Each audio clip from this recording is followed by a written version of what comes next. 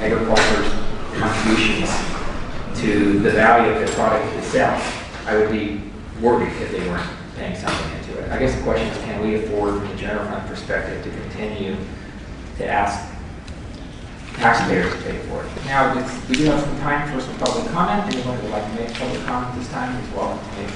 And the future of the department. It struck me as I was listening that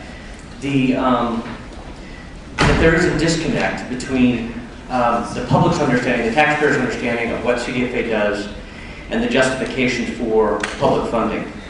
And that's a reflection of something much larger, I think, that's been going on in the state for a long time, in the nation.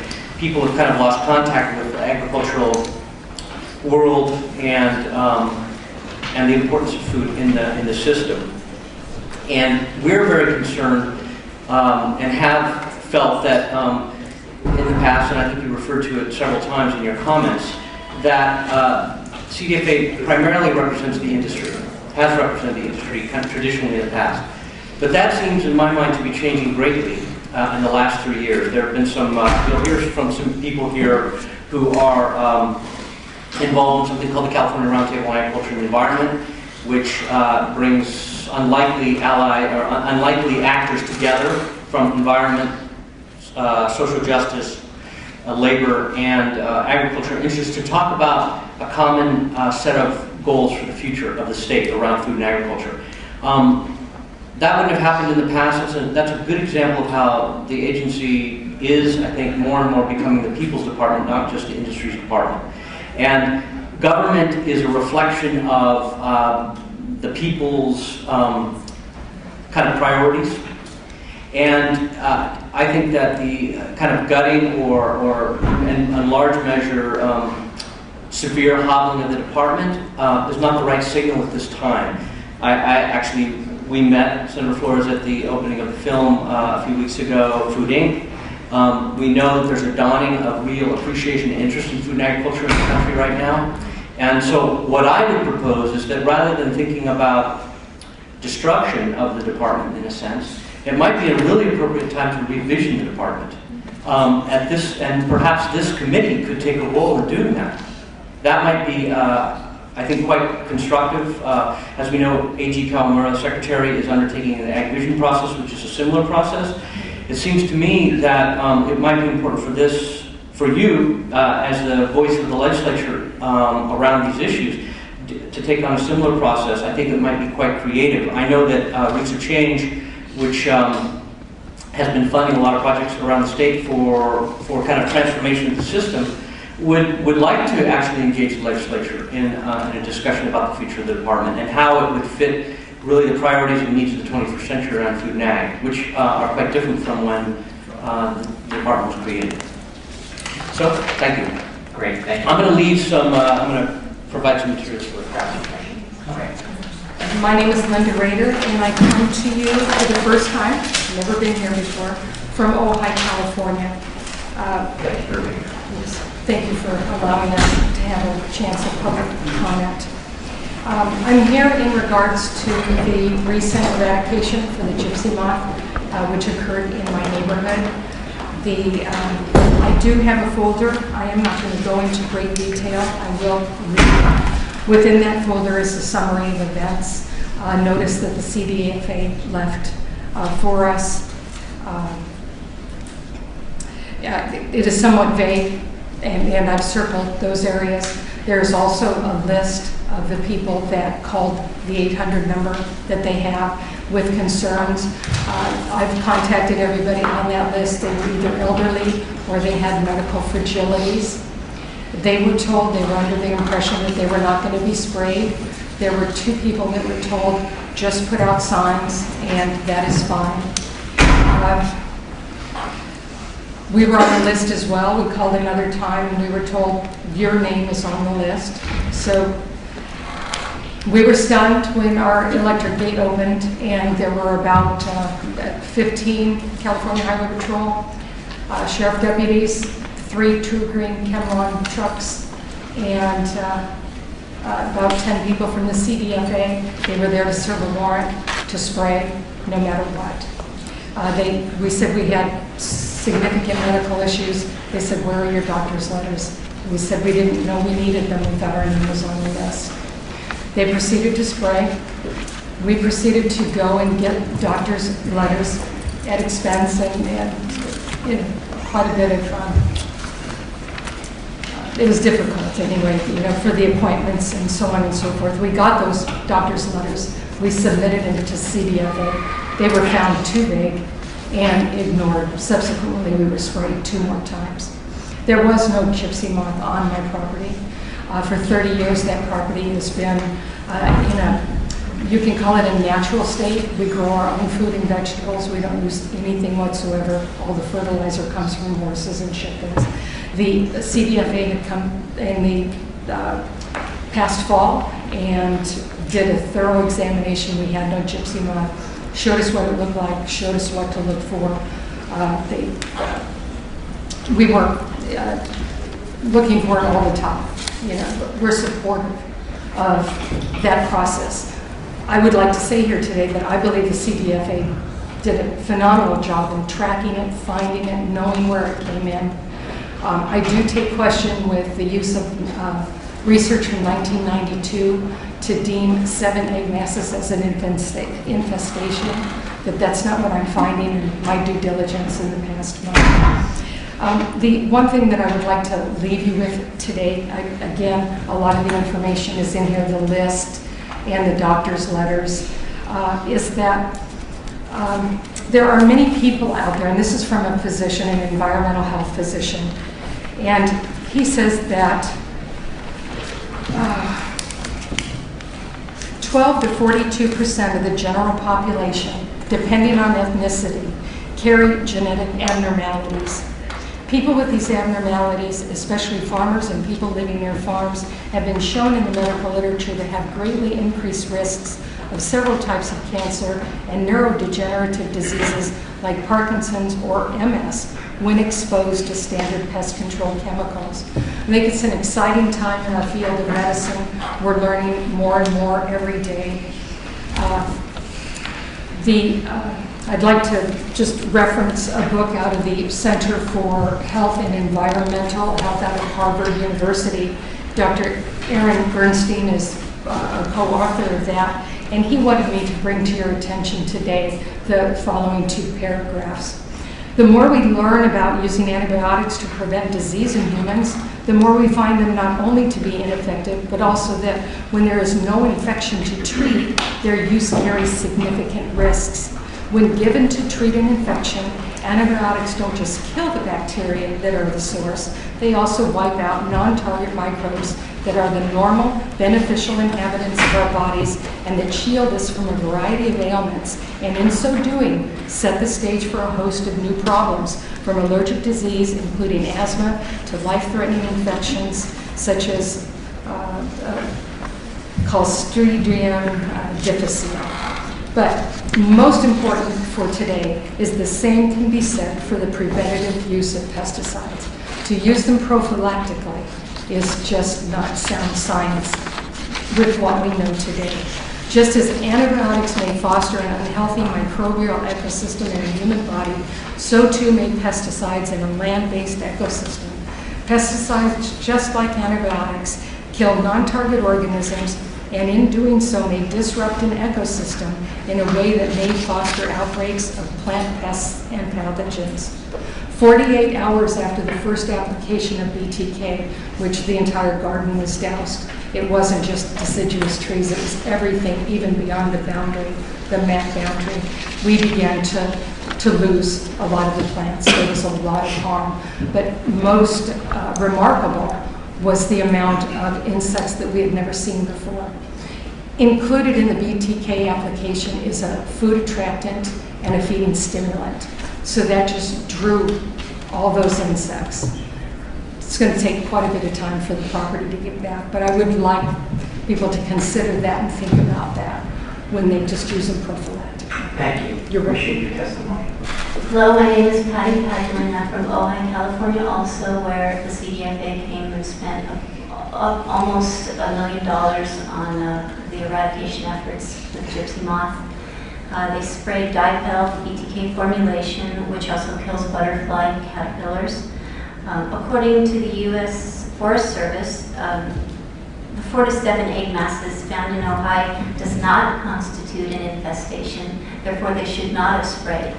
According to the DPR, federal and state laws require that all pesticides be handled strictly according to their label instructions.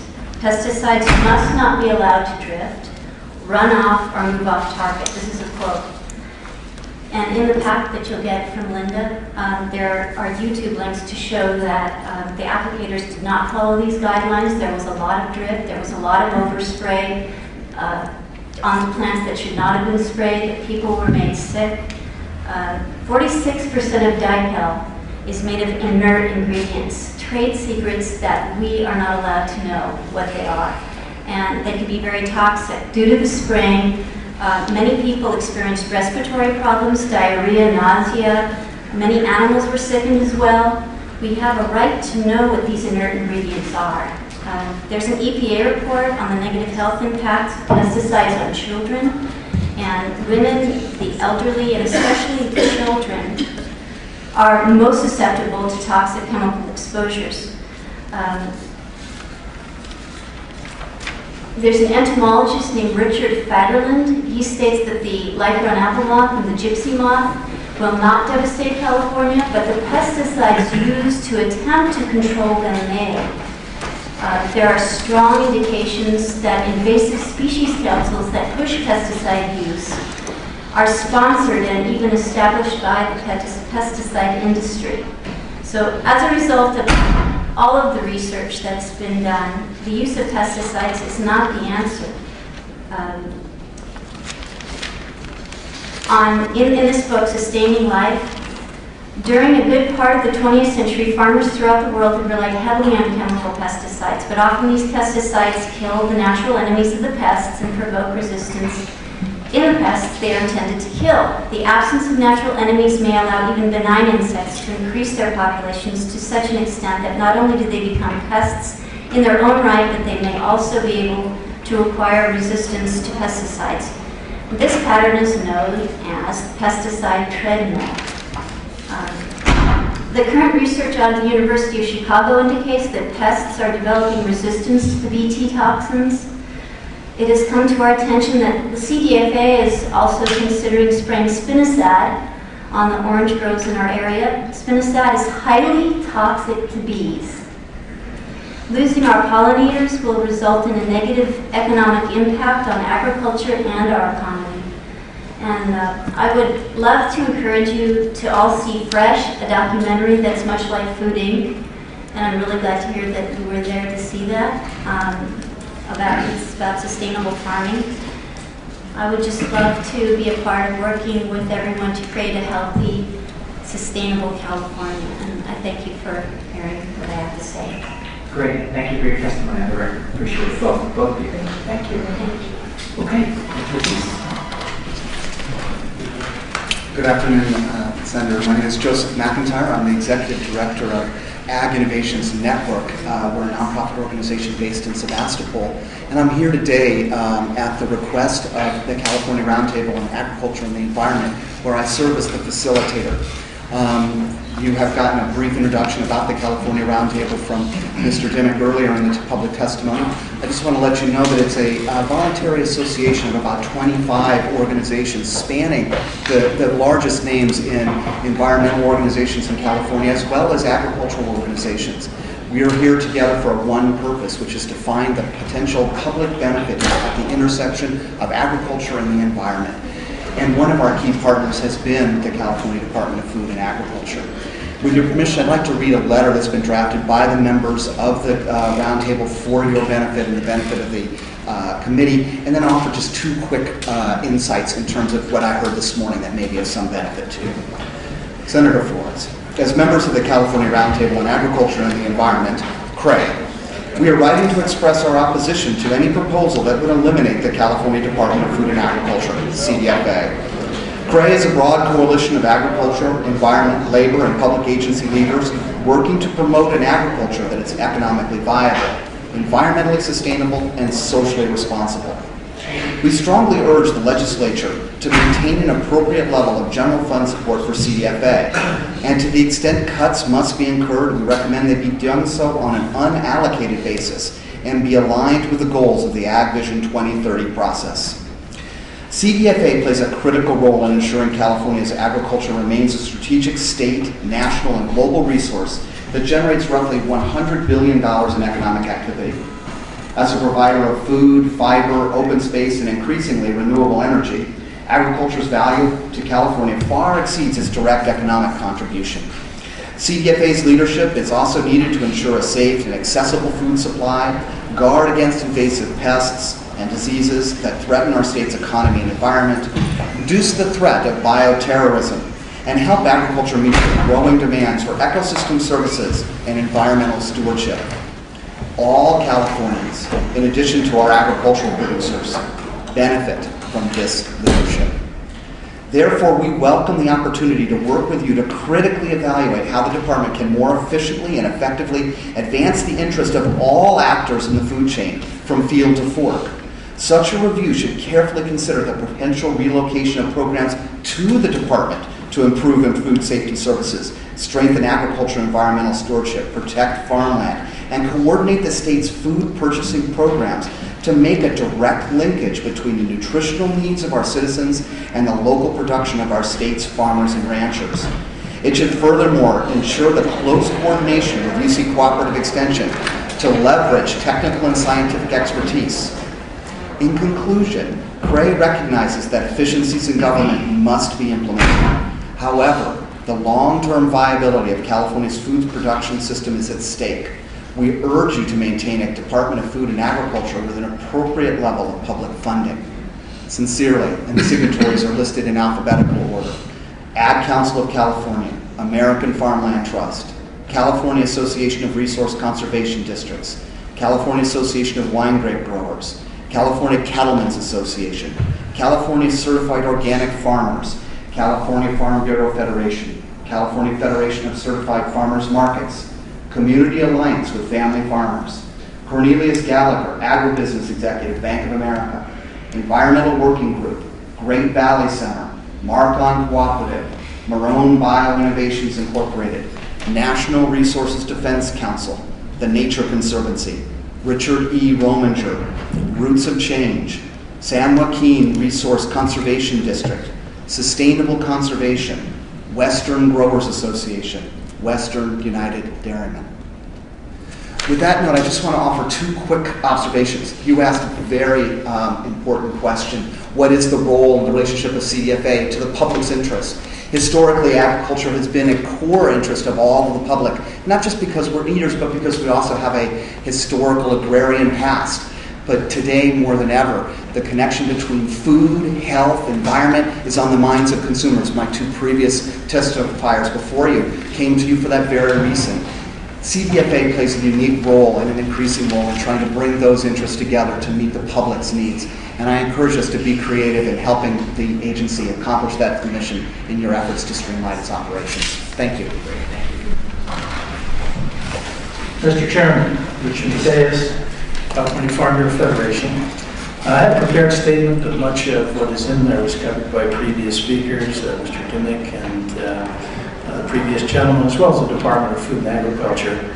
I think one of the things that we should focus on is that public benefit, and that's what you asked everyone to do here today. And one of the things that might not have gotten quite enough emphasis is the importance of agriculture on our economy. This food nursery production system that we have, the jobs that it provides, the income that it brings to the state, real hard dollars. As you know, we're big exporters, so it creates real income for the state as opposed to those kinds of business that shift dollars around the state. And I know you know in your own district, there's whole communities whose well-being is based on agriculture. And if we have a major pest problem, it can be really very, very disruptive for farm workers and people who drive the trucks and folks who work in the schools in those areas. And I know you're all too aware of that. But I think it is some justification for having some public support for this important agency. And we do support the continuation of that. To the extent we jeopardize our pest detection, eradication, and exclusion programs, we put at special risk the organic industry who doesn't have the tools that conventional agriculture has, and I think that's something to be considered as we go forward. You know, I'm a resident myself. I have a yard and a few trees, of course, ornamentals. Last week I went to Lowe's and bought a bottle of organic spray. It cost me $12. When I think about this bang for the buck and the leverage we get, just a little over $3.50 to make sure my eggs are safe. And it was this department that led the charge for egg refrigeration before the rest of the country and FDA itself. And know my milk is safe, it's something I can consume, and that my yard is protected. I think that the worth is there. We have this wonderful integrated system with county ag commissioners. No other state has that system, and unique relationships that have been put in place, and you certainly wouldn't want to tamper with that at a time when we're at real risk. I spent a day down with the Department of Homeland Security in San Francisco last year, and it was really mind-boggling to see all the materials the public are trying to get through the screens at the airport, and their luggage, you know, the Postal Service, and then some cargo. And they are very understaffed, and I'm not saying that it should become our responsibility, but it is. They have 60 agricultural inspector positions approved, but only had 20 people filling those positions. They've recruited and trained 54 ag inspectors in the previous year and have lost 55. And so our second line of defense is our Department of Ag, our ag commissioners who do a stellar job on early detection, and early detection is so important. You know, you take a disease like hoof and mouth, and it can increase the economic loss of the state hundreds of millions of dollars, you know, for every 48-hour period. And so, very important to keep that in place. I'm not saying somebody else can't do it, but I do think that we have a system that is tried and true and has proven itself in many ways. Food is essential. I think that's something to remember. We do see a big focus, and I know you appreciate this with all you've done lately. We do see a strong public support for local food production, wanting to buy those things that are near to home, have less impact on the environment, you know, we're not shipping them long distances, and better control over the safety and quality and affordability and availability of that. I think I can quit there because most of the other points have been covered by the others, but it's an important part of our economy, one that's still functioning at a time when a lot of others aren't. Okay, thank you. Thank you. Thank you. Good afternoon. Good afternoon, Mr. Chairman and committee members. I'm Scott Hudson. I represent the California Agricultural Commissioners and Sealers Associations, and I'm the San Joaquin County Agricultural Commissioner. Being towards the end here, I find out that a lot of my comments might sound a little bit redundant, so I do apologize for that. But the partnership between the California Department of Food and Agriculture and the County Agriculture Commissioners has produced productive, efficient, and cost-effective services for all Californians for many years. We believe that eliminating CDFA could impact the productive service delivery that has developed through this partnership without providing any significant cost savings to the budget, state budget. As an example, CDFA has a long history of building partnerships with the United States Department of Agriculture, County Agriculture Commissioners, and the agriculture industry to develop effective and innovative programs that prevent harmful exotic pests from becoming established in California. These pests not only threaten California's $37 billion agricultural industry, but also urban landscapes, home gardens, the environment, and people. The County Agriculture Commissioners play a large role in CDFA's pest prevention network, and has proven successful in excluding harmful pests from entry into California for many years. This system has undoubtedly saved California billions of dollars in pest eradication costs. However, CDFA's pest prevention system is dependent on having the expertise in many different areas working together on a common mission. Scattering the expertise among other state agencies can improve the effectiveness and productivity of California's pest prevention program.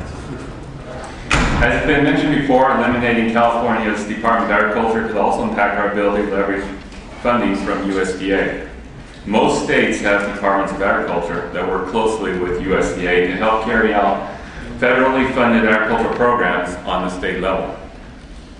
Consequently, the partnership between USDA and CDFA is critically important to help leverage federal dollars for agricultural programs in California. These programs not only service the agriculture industry, but also consumers, the environment, and the general public on both the state and local levels. We believe that transferring the programs to CDFA, including those in Division of Measurement Standards, to other agencies would not provide any cost savings and could actually increase state budget costs. The specialized services that CDFA provides would still need to continue with the same workforce. However, additional administrative layers may be required in those agencies receiving programs from CDFA to provide the oversight and coordination necessary to adequately run the programs. While the current state budget deficit does require decision makers to review every possible alternative for reducing costs, structural changes should not be made unless there is certainty that savings will actually result and effectiveness will be maintained or improved. We believe that neither will occur with the transfer of CDFA programs to other agencies.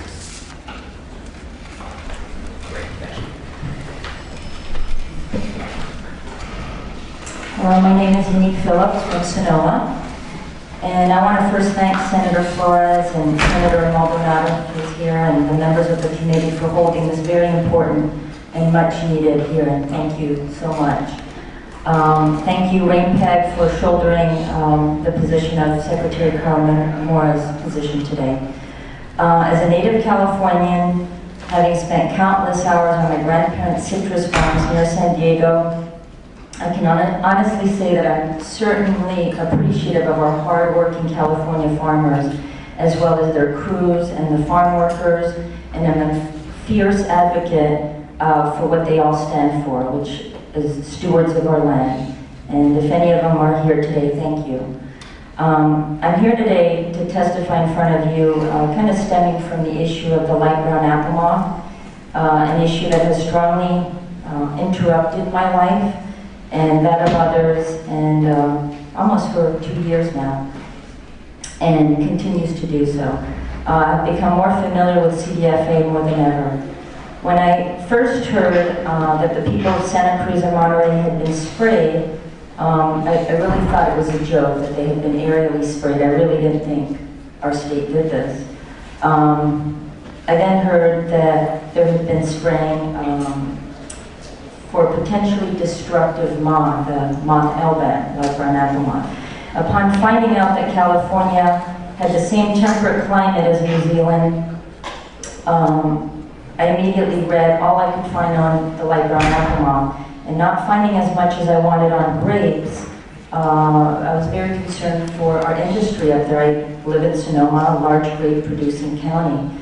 I decided to make numerous calls to dozens of New Zealand grape growers, farmers, the New Zealand governmental agencies, independent, well-respected entomologists, some of the largest food distributors, and citizens as well. And I was shocked. I found out that from those numerous calls, numerous interviews, no one confirmed to me that the light brown apple moth was an insect of major concern, and some actually laughed on the phone. It is then that I really felt completely insulted and disgusted by CDFA's past action in Santa Cruz and Monterey. And at the time, they were planning for aerial spray in the Bay Area. I thought that CDFA was an agency that we could trust, and having my family in farming, I just always thought they were there. So some of us that are involved in the LBAM issue would probably say that CDFA's LBAM eradication program has tried to drive a wedge between citizens and farmers. But for some of us, as myself, who's devoted to not having our farmers also hurt by this program with the harsh quarantines imposed on them, we will defend them as well as ourselves. And the real true story is that the moth is not a real threat as far as the insect itself. The threat is the international trade issue.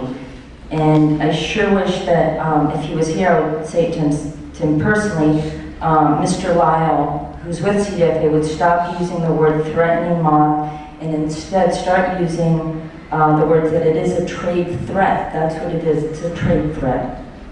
Every time he says that the moth is a major, major threat, he really loses his and CDFA's credibility. There's, as I think right now, today, there is not one crop loss report that has been brought to any ag commissioner in California on the white-brown apple moth. I think the Farm Bureau President, Doug Mosbar, gets it really right when he says other places don't want the moth. They'll clamp down on our farmers to make sure that it doesn't move. The trading restrictions pose a particular burden for organic farmers and for small-scale farms and nurseries that sell products to Canada and Mexico. So I could say much more on the issue of LBAM, and it's consumed a lot of my time. Been working a lot on this issue to keep the eradication program out of Sonoma County, and I will continue to work on keeping it out of my backyard. And when I say my backyard, I mean that in a broader term, not just my personal backyard. As far as the elimination of CDFA as an agency, I don't know all the intricacies of the agency, so I cannot stand here today and say that the department should stay or go.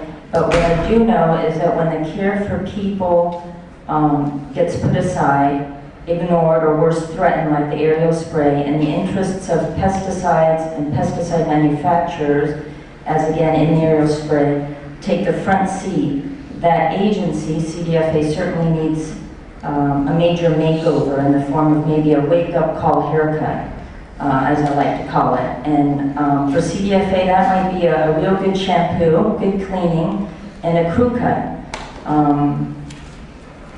So anyway, I want to kind of maybe wrap up here, but in conclusion, I would like to thank CDFA for opening my eyes and others so that we could be made aware of how things are done in their department and how now we, the people, can help you make the change for the better, if you are to still exist, if that's still a possibility.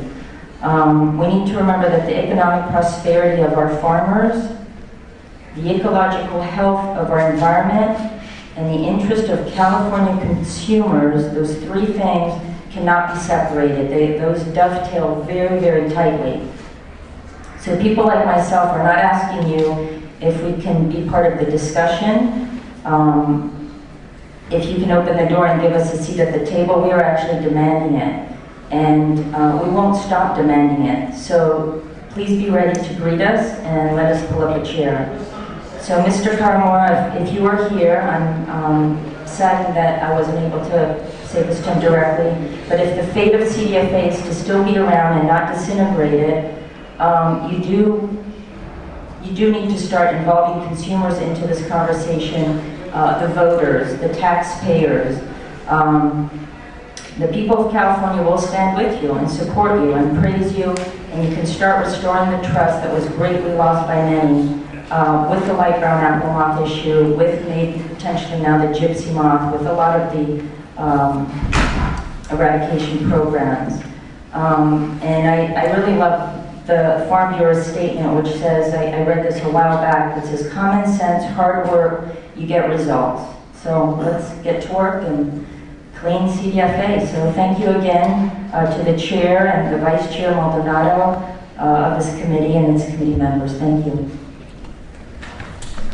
Thank you. Roy Upton, Citizens for Health. I also approached or became aware of CDFA through the LBAM issue. I live in Santa Cruz, so it was very close and dear to our hearts to work on here in the spring. But I'm going to try to couch my comments from the perspective of the overall arching goals that you had in your mind. The first part is the manner in which this particular invasive species was approached. It seemed that a program was implemented before adequate science or review was conducted. So a few $1 million project turned into a $70 million project for a species that 3 months of our time as a few handful of citizens going to New Zealand, going to Australia, talking to experts in Hawaii, Australia, India, Ireland, the United Kingdom, where LBAM is naturalized. In 3 short months, we were able to find out this is not a moth of mass destruction as it was portrayed to be, that it was an insignificant insect background feeder in forest, and literally everything feeds on it, from spiders and flies and mosquitoes to birds and bats and everything in between. As Yannick found out that it was an insignificant pest in wine, we found out it was insignificant in grapes and apples, all the primary crops that it was said to be a moth of mass destruction against. It had CDFA or the USDA taken just a little bit of time to review the modern literature, scientific published literature on LBAM, and talk to the experts that we were able to talk to in those countries, they would have found out the same thing that we did, and saved a lot of money and a lot of heartache. In Santa Cruz, $500,000 was allocated to a marketing campaign to tell us how good the aerial spraying was for our communities. I don't think that's money well spent. There's indication that the same can be said for the eradication programs for medfly as well as glassy-winged sharpshooter. The medfly, if you look at any one of your cups on your desk there, in the last 22 or 26 years, we've been eradicating medfly to a tune of about $750 million, and the number of medflies that we've caught that those programs have been based upon can fit in one of those cups. That's the amount of money, $750 million for about 3/4 of a cup of medflies that have been trapped in total. These are the types of programs that have to be reevaluated constantly as to their effectiveness. A few weeks ago, I provided your office with a list of eradication programs that CDFA has been involved in over the last 26 years, and they've been eradicating the same 9 pests for 26 years. This suggests their eradication programs are ineffective. They're control programs, not eradication programs, they should be called that. And many of those controls possibly could be turned over to industry so that taxpayers aren't paying for wasteful programs that don't really work and can't work. On the environmental side of things, I think it's very significant in the manner in which CDFA goes about doing these types of programs, which, as you pointed out, was a big part of their expenditures on these invasive species. On the environmental side, when we started the aerial spraying, that was blanket spraying. LBAM covers 30,000 square miles. You can't expect to eradicate species by aerial spraying 30,000 square miles of California. Citizens won't put up for it, but it also won't work. We're also, our nurseries in our local area were being required to treat their entire acreage with chlorpyrifos. And this was right along waterways, rivers, right into the Monterey Bay National Marine Sanctuary. If CDFA is to have a strong environmental charge, we have to pay attention to this, because these types of pesticides disrupt the normal ecological equilibrium that keeps pests at bay. As the woman pointed out from the textbook, when we disrupt that balance, we take benign pests, including something like LBAM, and we can make a benign insect into a more significant, economically significant pest. So I have a few recommendations. The first is that we definitely need to restructure the manner in which invasive species are addressed. First, by putting a little bit of research before knee-jerk reaction programs that initiate emergency programs and emergency funding that really isn't necessary. 2 courts, California courts, ruled that there was no emergency program with our emergency justification for the eradication program of LBAM. Second, we have to develop a relationship with USDA and CDFA and the public that's proactive and positive, not reactive and antagonistic. We were told, you will be sprayed, you don't have a voice in this, you don't have a choice. This is our authority, not to us. You work for us, just as the legislature works for us, and we need to demand that, just as Yannick said. But we need to develop a positive relationship. Same thing between the farmers and CDFA. Many of the farmers were approached in an antagonistic way, saying, if you don't sign on to this program, you will be quarantined, your crops will be sterilized, you will lose your market. This is not a positive approach to regulation, in my opinion. One of the possible mechanisms for doing these types of programs may be the convening of a standing invasive species council within the UC system that could be used as the brain trust for developing programs from the perspective of, one, is it needed, is it cost effective, is it best if government will bear that cost or industry bear that cost, and is it successful, can it be achieved? In the case of LBAM, it's very clear. Eradication is absolutely impossible with an insect that's spread over 30,000 square miles with populations that we're trapping of 30 and 40,000, which actually represent many millions because of the trapping and inefficiency of the traps. So those are some recommendations that we want to make from a Citizens for Health perspective. Our interest is very strong in the area of both public and environmental health, and we need to restructure our thinking with the way we do agriculture. So thank you so much for giving us the opportunity to make these comments. My name is Helen Kozoriz, and I'm a member of Stop the Spray, and I've been working on the light brown apple moth issue since I read about it in my local community newspaper in Montclair. And that was February 2008, so I've been working full-time ever since. I just want to say that Yannick and Roy basically summed up my feelings about this program, and I know it's been a long day, and so I'm just going to read a letter that I brought with me. It was written by a woman who lives in Santa Cruz, who was aerially sprayed for the light brown apple moth in fall of 2007. And that program, that spraying, resulted in over 643 adverse complaints of ill health effects that were documented. And my belief is that that was probably the tip of the iceberg. There were actually thousands of people who were injured by that aerial spray that took place, including 2 children that almost died. Okay. Her name is Paulina Borsook. Dear Senator Florez, I am unable to make it to Sacramento for your hearings on the fate of the California Department of Food and Agriculture, so am having a friend bring my written testimony with her. I feel no state can survive without its Department of Agriculture, but I worry California may not be able to survive the current instantiation of CDFA. My bottom line with regard to CDFA would be change or die. CDFA has demonstrated that it bases its actions on the outdated protocols of the past and not on 21st century paradigms of sustainable agriculture and horticulture. Contemporary science and research doesn't seem to guide the general operating principles of CDFA. Instead, an attitude of the public be damned, we can do whatever we want to farmers and growers and there's nothing you can do about it, seems to characterize the agency as it is run now.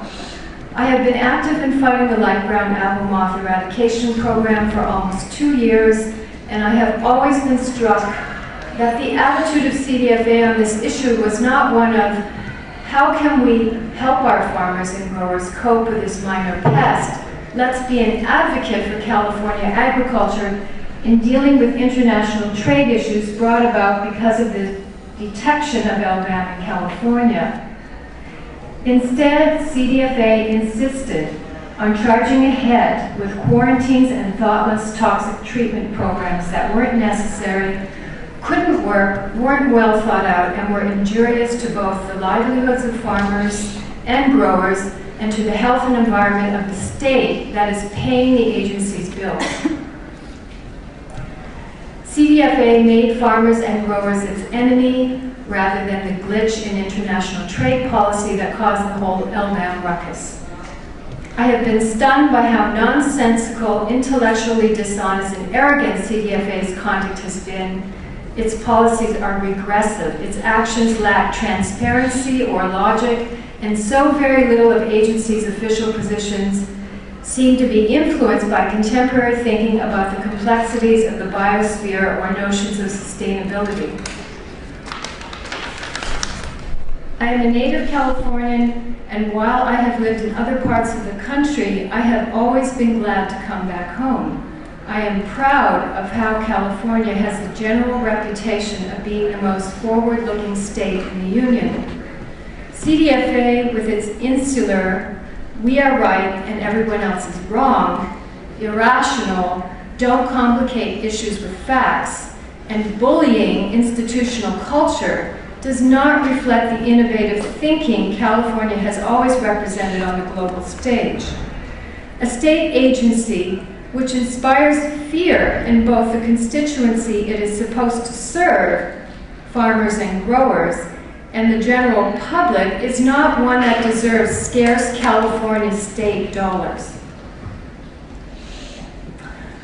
My hope is that a reformed CDFA could foster the good growing practices and agricultural policies that would add to California's reputation of global leadership.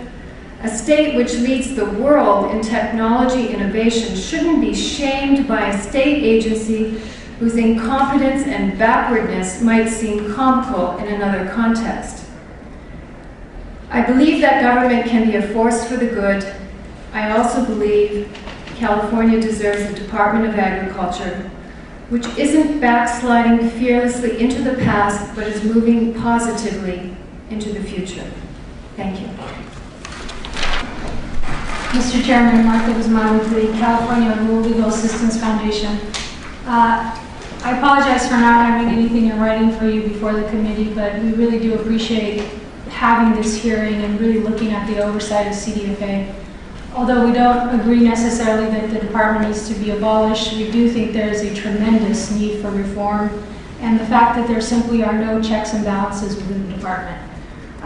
Even just in this testimony related to eradication, there is an extremely powerful influence of the fertilizer and pesticide manufacturers within the decision making at the department. That is a matter of course, not just in eradication, but in other programs. And I would ask that as you proceed in having additional hearings or whatever form some of these proposals come forward, that you consider one that does not necessarily have the general fund cost directly, but indirectly we certainly believe it does because it is not run to its fullest extent, and that is the Fertilizer Research and Education Program. This program, if held at extension, which is our proposal that it be shifted from the department to extension, would provide much more value added in terms of research that is building on additional research at UC, as well as having direct and comprehensive communication with growers that actually gets this research on the ground. Right now, this program is heavily influenced again by the manufacturers. It is conducting some certainly valuable research, but it's nowhere near where we need to go.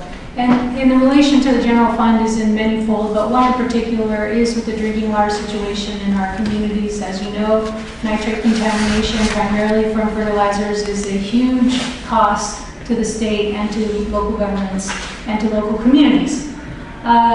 So I would love to work with your staff in further developing this proposal, but just to reiterate that there really does need to be some further checks and balances within the department. This is one small program that we're very familiar with that just doesn't go to the level of public protection and public benefit that it could. Thank you. Good afternoon, Senators. My name is Judy Stewart Leslie. I'm with the Consolidated Central Valley Table Grape Pest and Disease Control District down in Tulare and Kern counties. I want to say today that pests and diseases have the ability to change the course of history, and that, as did the Irish potato famines, the state of California is under constant assault by invasive pests and diseases which threaten the environment, jobs, and economic well-being of the state and the nation and our food security. No other agency has the authority or the expertise to do what CDFA does. Invasive pest exclusion, detection, and eradication is not a job for amateurs. Our main question is where would the cost savings occur by merely moving CDFA divisions to other agencies? Breaking up CDFA for the purpose of saving overhead is merely a shell game where costs are transferred elsewhere. The perceived efficiency of streamlining upper management will not turn into reality. The truth is that the administrators of these successful programs have a specialized knowledge in these areas that cannot be replaced. The efficacy of a program invasive pest exclusion would be compromised to the detriment of an entire nation. We understand that with this looming budget deficit that all departments must be scrutinized for savings and efficiencies, but we ask that careful consideration be taken to make sure that there is a real savings and not a long-term cost to the California taxpayers. With $36.6 billion of agricultural products sold and the generation of an estimated $100 billion in related economic activity, the agricultural industry is too important to the welfare of California economy and the overall public good. Agriculture is different. The oversight, support, and protection of what we eat does warrant a specialized agency. The management of resources, people, infrastructure, biological organisms, and support industries, and many other factors make agriculture a different industry. Our ability to provide a constant variety of economical and nutritious food for this nation is contingent on a specialized and functional CDFA. It is not hyperbole to say that compromising the ability of CDFA to protect our food supply threatens our nation's food security. CDFA should be left intact and whole. And I thank you for your time this afternoon. Great, thank you. Any other public comments? Okay, seeing and hearing none, let's go ahead and close the hearing. I will tell you that, as I said at the very beginning, that no particular function of state government will be immune to change. We're going to start that process and have started that process today. I can also tell you that while streamlining in government seems to be a very popular notion around here, coming from both sides of the aisle, it is very interesting when we start actually trying to implement how much things change very quickly in terms of people's resistance to the word streamlining. I can tell you that there are folks around here that will continue to hold on to past structures, but I think you can tell today even by some of the discussion of where some departments can need some streamlining. Clear to me that we can do that, we can downsize. There is value for the taxpayers here, and it's going to take a whole set of new ideas in terms of restructuring some of these pieces and putting them in the right places. There's very clear to me that the appropriate burden here belongs in many cases on those who can pay for it, particularly if they're getting the benefit and the taxpayers aren't getting the benefit, and a proven benefit, then we ought to make sure that the taxpayers aren't paying the tab at a time that they can't afford to pay the tab. I can tell you that the next steps to the committee is to take the information provided today, begin formulating a reform proposal. We very much look forward to working with CDFA. Always enjoy working with the folks there. They're very pragmatic. I've worked with a lot of different administrations, and I think this is one who actually come to the table with solutions. And so I look forward to working with Peg and John and others as we try to figure out this issue of how to downsize this or streamline in a more efficient way. I can't tell you that the option is to not do anything. We're going to do something. The question is we pull the right levers. Let me close by simply saying thank you to everyone. It's been a long hearing. It's been very informative. And we will now go about trying to figure out how to streamline delivery services in this particular word. So thank you all for being here. We'll adjourn.